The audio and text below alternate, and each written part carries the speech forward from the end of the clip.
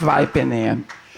Não, só para dizer que o Calabar teve um contraponto. Teve um holandês que desertou do exército holandês e se juntou aos portugueses. Mas não teve tanta vantagem assim, embora ele dominasse técnicas bélicas, porque o Calabar conhecia o litoral muito bem, o litoral pernambucano. Então foi ele que orientou muitas das incursões náuticas no Cabo de Santo Agostinho. É difícil navegar ali, né? Tal. E ele foi um traidor, foi um cara mesmo, importante, né? mesmo. Mas o que se holandês. diz... Na verdade, ele foi comprado. Mas como metáfora, ele é o cara que apoiava um Brasil holandês que, em tese, seria superior a um Brasil português. E pior é que muitos de nós introjetamos essa ideia. Essa fantasia, né? Essa fantasia de que... Porque a Companhia das Índias Ocidentais era a segunda companhia de capital aberto da história. A primeira companhia de capital aberto inventada, o capitalismo foi inventado nos Países Baixos, na Holanda, com a criação da Companhia das Índias Orientais. E quem não viu a série Tabu, com o Hardy, Tom Hardy, tem uma série... A Companhia das Índias Orientais foi horrivelmente corrupta, foi terrível, mas ao mesmo tempo inventou o acionista, inventou o board, eram um presidente e 12 representantes num conselho. O conselho representava os acionistas, que eram indivíduos que, pela primeira vez na história... Qualquer chinelão ia lá e comprava tipo, até o Fischer podia ter uma partezinha assim. Sem dinheiro. E eles ganharam um dinheirão na Índia, a Companhia das Índias Orientais. Acabou com o Império Português na Índia, onde a gente teve há pouco, varreram os portugueses da Índia, tomaram todas os lugares que tinham sido conquistados pelos portugueses. E é incrível, né? Porque assim, tiraram os portugueses da Índia, como se a Índia não fosse dos indianos antes, né? Então, assim, né?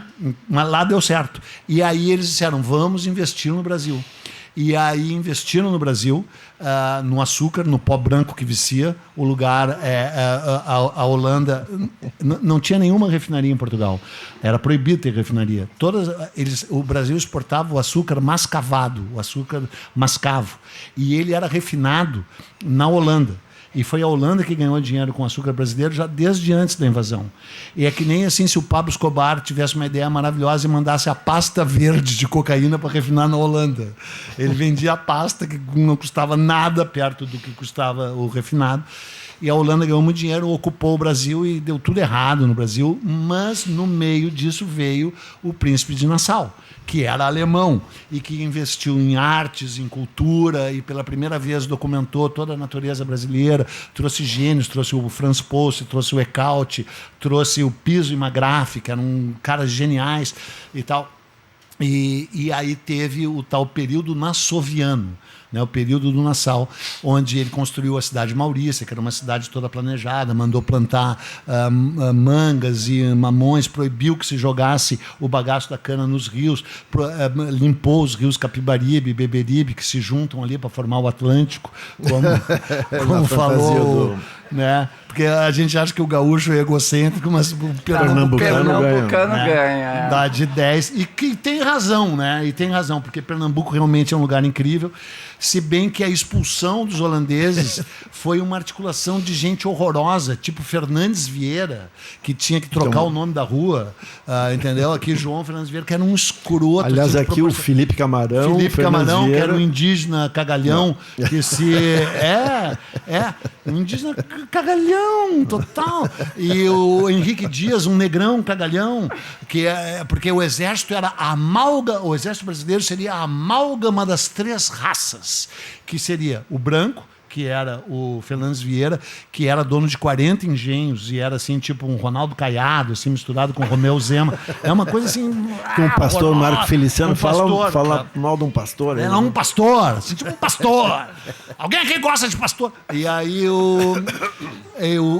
Tá, não interessa. O que interessa é que a história é uma fabricação. A história é uma fabulação. E o mais grave é vocês acreditarem na fabulação. Porque a fabulação faz sentido. A fabulação explica... Porque é o seguinte, quando você escreve a história, ela diz muito mais respeito àquele que a está escrevendo e ao período no qual ela é escrita do que o fato que ela está relatando. Assim, é um escândalo. E é essa a história do Tiradentes. O Tiradentes... foi um herói fabricado, como eu espero que vocês saibam, e fabricado a imagem de Cristo ainda por cima, né? Porque, assim, teve uma revolução, chama Revolução Farroupilha. Foi num estado remoto do sul. É a revolução que os gaúchos perderam, fingem que empataram e festejam como se houvessem ganho. E foi uma falcatrua horrorosa. E se teve algum herói na Revolução Farroupilha, foram os porto-alegrenses que resistiram à invasão facciosa dos farrapos, que entraram em Porto Alegre, conquistaram Porto Alegre, estupraram, mataram, cortaram orelhas, botaram fogo em Porto Alegre e durante 10 anos mantiveram Porto Alegre sitiada. E o Sérgio da Costa Franco, que era tido como direitista, como isso, como aquilo, é o cara que diz, mas vem cá, os heróis foram os caras que resistiram. Uns caras que eram... Imagina o Rio Grande do Sul, que já é uma bosta natural, se separar do Brasil. Não seria um Uruguai, seria uma sub-Santa Catarina, se é que isso é possível. Sem as praias. Sem as praias. Sem praia. Seria uma bosta. Tá, Peninha, mas peraí, nós não estamos em setembro aqui, vamos... Então, se bem que dá, peraí. Mas daí, ao mesmo tempo, foi feita a exposição Farroupilha aqui, em 1935, onde durante meses tremulou a bandeira nazista aqui, porque o pavilhão mais visitado foi o pavilhão da Alemanha nazista, e todos os gaúchos diziam, ai, como é lindo. E o Rio Grande do Sul era nazista pra caralho em 35, e o Vargas era nazista, e o Dutra era nazista, e o Góes Monteiro era nazista, e logo ia vir o Estado Novo. Tá. E a Revolução Farroupilha, que vocês acreditam, foi fabricada em 1935, 100 anos depois de 1835. Então, se vocês acreditam, tudo bem. Só que tem um lado, peraí, só para encerrar, que é bonito. Que é bonito. Não, pior é que é bonito. Um pouco, porra. Não precisa, só eu vou falar até o fim. Eu nem cheguei. Tá, só que daí é o seguinte, tem um lado que é bonito. É bonito. Sério, se tu soubesse que ela foi fabricada e como é que é, daí é o orgulho gaúcho. Tem um lado que o orgulho é bonitinho, tem bababá, o gaúcho, tá, bababá. Só que não foi. Só que bababá. Tá. Só que daí chega na Inconfidência Mineira, que foi uma falcatrua total, um movimento de desembargador. Tu conhece? A única coisa pior que desembargador é pastor. Cara, era tudo desembargador, eram tudo do judiciário, todos deviam para a coroa portuguesa. Tinha uns padres também. Tinha padre também. E tinha uns padres comuna, né? O padre Rolim, que era legal, que tinha uma biblioteca e tal. E tinha uns puta poeta, né? O Cláudio Manuel da Costa, o Alvarenga Peixoto, que tu já leu todos, e o Tomás Antônio Gonzaga. Eram 3 poetaços que eu espero que vocês tenham trazido para ler. E se vocês não leram o Romance da Inconfidência da Cecília Meirelles, é porque realmente são muito ignorantes, deveriam ler, porque são uns poetas maravilhosos. Só que eram uns escroto. E eram... porque a escrotidão e o talento, às vezes, não... Por exemplo, eu sou um escroto, mas sou muito talentoso. Indiscutivelmente. E aí, obrigado. E aí o... O pessoal tá concordando. Com a escrotidão. Com a primeira parte. Tá, mas aí, agora sério. E aí no meio tinha um chinelão que era o Tiradentes. Um chinelo, um alferes, que não chega nem a capitão. Capitão já é uma coisa assim muito baixa, né? Porque se é para ser mandado por milico, que seja por general. Nós passamos anos acostumados a generais, eu não é. Aqui a Esther foi mandada por vários generais, o Castelo, o Costa e Silva, do general. O Geisel, ele nunca tirou 9,5. Inclusive, eu me lembro de uma filha da puta de uma namorada minha, que foi minha primeira mulher, que uma vez eu encontrei ela no colégio, ela estava chateada, assim, eu disse, o que houve? Ela disse, tirei 9. Eu nunca tinha tirado um 9. A filha da puta só tirava 10. O Geisel só tirou 10 a vida inteira. E o merda do Bolsonaro nunca tirou nem 6. Nesse caso, eu me identifico com ele. Era um capitão de merda. O Tiradentes era um alferes. Um alferes que tá, não vou falar bem do Tiradentes. O que eu vou falar é que em 1800, o Tiradentes foi morto, depois eu vou ler sobre a morte dele, que foi uma morte muito... Foi tipo assim, se não tivessem matado o Che Guevara ia morrer por si mesmo. Mas daí mataram o Che Guevara, fizeram aquela foto do Che Guevara morto e ele virou a mãe de todos os posters e virou uma camiseta maravilhosa. Se não tivessem matado, que todo mundo já teve um pôster do Che Guevara. Quem aqui não teve um pôster do Che Guevara? Se retire quem não teve uma camiseta e um pôster do Che Guevara. Vai se fuder, né? Só que o verdadeiro Che Guevara era escroto pra caralho. Tá, não interessa. E aí, se bem que eu vi aquele filme do Valtinho, o da Selvagem da Motocicleta. Easy Rider, né? O Easy Rider, isso. Tá. E aí... Bom, e aí concluindo, então? Onde é que a gente está? Que eu Concluindo, já me perdi. Mataram ele grandiosamente demais. Tinham que ter matado na surdina. Mas não aconteceu nada. Mas por que ele foi escolhido? Ele foi escolhido justamente porque ele era um chinelão. Um cara diz assim, tinha o maior impacto possível como advertência e a menor repercussão possível entre a elite. Ele foi escolhido a dedo. Ele era o típico recalcado revolucionário francês, ele foi chamado assim.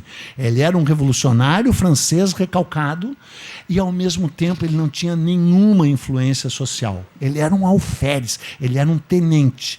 Então, foi a escolha precisa. E ele também foi grandioso, porque ele não entregou ninguém e ele disse, se 10 vidas eu tivesse, 10 vidas eu daria, o que ele de fato disse. Porém, todavia, contudo, isso desapareceu. Até que, quando vem a proclamação da República, o Brasil não tinha nenhuma história brasileira. Todas as histórias brasileiras eram histórias portuguesas. E ela continuou sendo assim depois da independência, em 1822. Mas daí, quando Dom Pedro II, que adorava história, tomou o poder com um golpe, o golpe da maioridade, ele não poderia ter assumido, ele assumiu em 1840, ele adorava história e disse, é preciso reescrever a história do Brasil. E a reescreveu pela ótica de Portugal.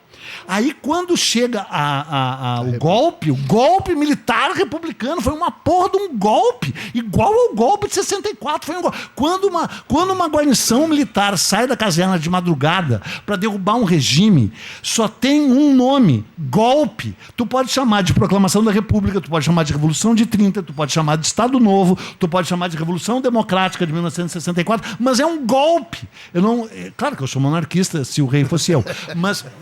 Não é uma questão de defender a monarquia, a questão que foi um golpe. E um golpe dado por uns milicos recalcados, chinelão, burro, estúpido, torpe, que era o Deodoro, e o próprio Benjamin, que era menos estúpido, mas o Deodoro era um imbecil, que deram um golpe imbecil, que o povo assistiu bestializado.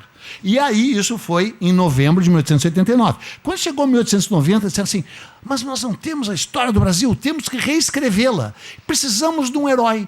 E inventaram The fucking Tiradentes. E o Tiradentes não tinha cara. E contrataram um pintor chamado Décio Vilares, que é o mesmo que fez, que vocês veem ele quase todo dia. Foi ele que fez o monumento ao Júlio de Castilhos na Praça da Matriz. Aquele com os dragões, assim, que aliás é do caralho aquilo, né? Aquele, sabe, né? Aquele, pô, é lindo, sabe? Ali na Praça da Matriz. Foi o Décio Vilares que fez, que era um positivista fanático, que pegou e desenhou Tiradentes igual a Cristo, igual a Jesus Cristo, criou um Cristo cívico e ainda fizeram a Via Crucis, que é ele caminhando, e ainda tinha um Judas, que é o Silvério dos Reis. Eles fizeram porque o Brasil era um país católico, eles inventaram um Cristo cívico católico que era o Tiradentes. E aí, só para encerrar agora, depois eu falo de novo. Ufa! Ainda por cima.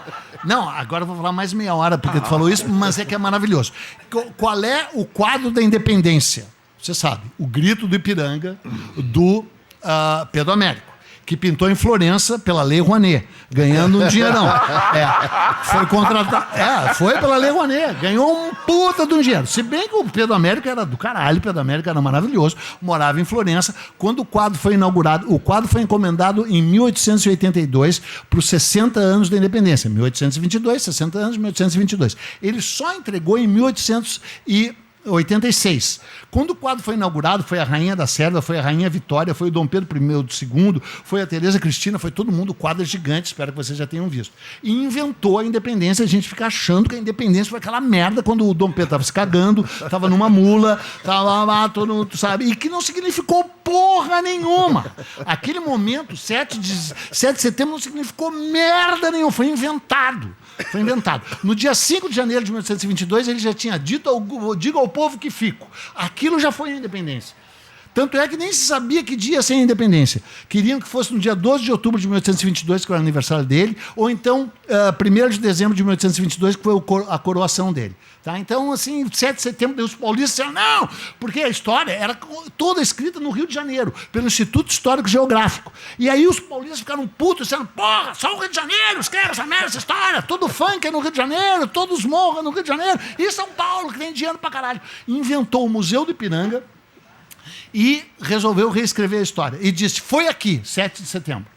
Só que daí veio a República e o quadro ficou encaixotado. O quadro ficou encaixotado de 1888 a 1901, quando foi inaugurado no Museu do Ipiranga, em São Paulo. Só que o que eu ia falar, para encerrar, é que o Pedro Américo disse assim, puta que pariu, pintei uma coisa monárquica e deu um golpe. E agora é a República. Daí ele ligou pro WhatsApp e mandou um WhatsApp e mandou um tweet, o antigo X. Twitter é o antigo X. Mandou um tweet e disse assim, eu pinto o Tiradentes. E aí fez o quadro mais BDSM de todos. Quem é que nunca se masturbou olhando aquele quadro? Aquele quadro Tiradentes todo cortado, todo partirado. Aquilo não te cita? Pingando sangue.